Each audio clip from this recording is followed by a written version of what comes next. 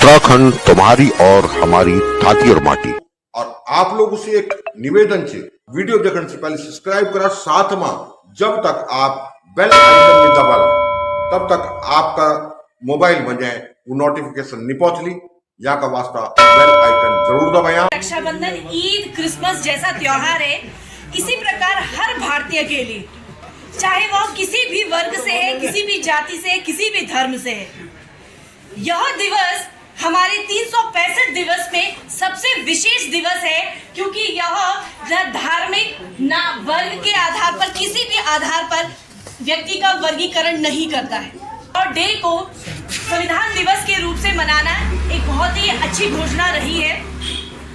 संविधान में हमारे भारतीय के हर एक संरक्षण की बात उसमें कही गई, लेकिन सवाल यह पैदा होता है कि क्या वह संरक्षण, क्या वह सुविधाएं हमें मिल पा रही है या नहीं।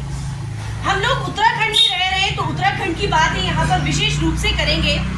जैसे कि यूसीसी में एक बड़ी चर्चा चल रही है। मैं आपको बता दूं कि यूसीसी भारतीय संविधान के भाग 4 और अनुच्छेद 44 में इसका जिक्र है, यानी कि राज्य के नीति निदेशक तत्व।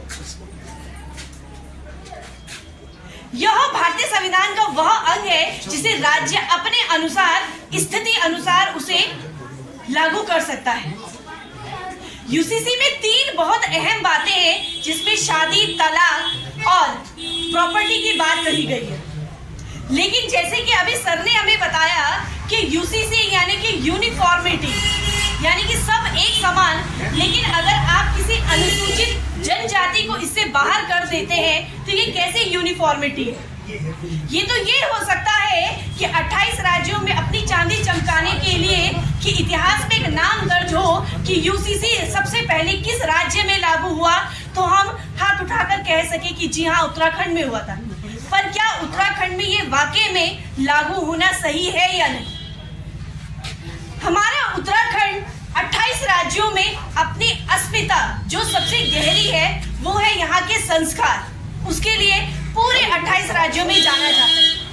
लेकिन ऐसे राज्य में लिव इन रिलेशनशिप को इस तरह की मान्यता दे देना, ये कहीं ना कहीं उत्तराखंड की अस्मिता में एक बहुत बड़ा प्रश्न चिन्ह इकट्ठा करता है कि जहां हम नए युवा युवतियों को रिलेशनशिप में आने पर एक पंजीकरण की अगर उनसे बात कहते हैं तो ये वाकई में आर्टिकल 21 यानी कि हमारा निजता का अधिकार, जो कि हमारा फंडामेंटल राइट है, वो डीपीएसपी इसे वायलेट करता है। तो ये आपकी और हमारी जिम्मेदारी है कि हम इसे रोकें। जैसे कि अभी हमारे पवार सर ने बताया ये बिजली के बारे में, तो इसी पर एक वक्तव्य मुझे और याद आता है कि जब हम छोटे हुआ करते थे तो टीवी केबल के माध्यम से आता था, जिसका केबल का पैसा पड़ता था 150 रुपए या 100, 150, 200।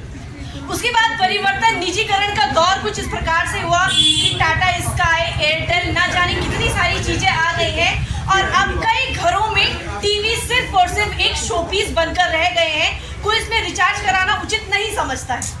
ये शायद हमें उसी समय समझ जाना चाहिए था कि जब हमारे केबल को हमारे टाटा स्काई ने रिप्लेस करा, जब हमारे लैंडलाइन फोन को जियो ने रिप्लेस करा या रिलायंस ने रिप्लेस करा, और आज की डेट में बीएसएनएल जैसा सिम की कोई वैल्यू नहीं रह गई है और हर एक व्यक्ति मजबूर है कि आपको यह फॉलो करना ही करना है। बाबा साहब ने एक बात कही थी कि संविधान चाहे कितना ही अच्छा क्यों ना हो, यदि उसे निभाने वाले अच्छे ना रहे तो ये किसी के लिए अच्छा साबित नहीं होगा।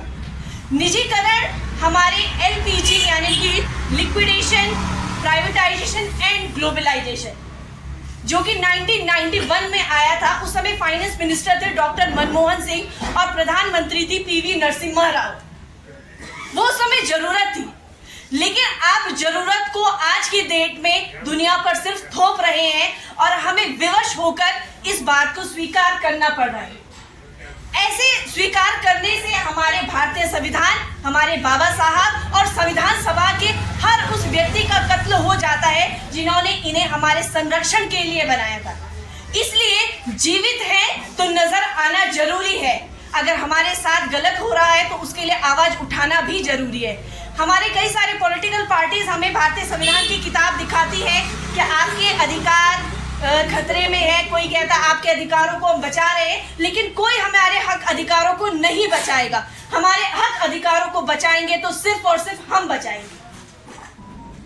हमारे पास सिर्फ और सिर्फ एक महत्वपूर्ण किताब है, भारतीय संविधान, जिसमें हमारे सारे के सारे अनुच्छेद, हमारे सारे के सारे अधिकार, उसका अध्ययन जरूर करें। और जब इस प्रकार की विपदा हमारे समाज में, हमारे भारत में आती है, तो हमें जाति, धर्म, वर्ग सबको भुलाकर सिर्फ भारतीयता का प्रतीक देते हुए एक मंच पे खड़े होकर हल्ला बोल करना चाहिए। चाहे वह पार्टी कोई भी हो, किसी के भी विरोध हमें जाना चाहिए।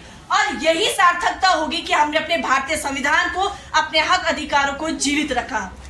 इसी के साथ मैं अपनी वाणी को विराम दूंगी। बहुत बहुत धन्यवाद, आभार कि आप लोगों ने मुझे निमंत्रण दिया।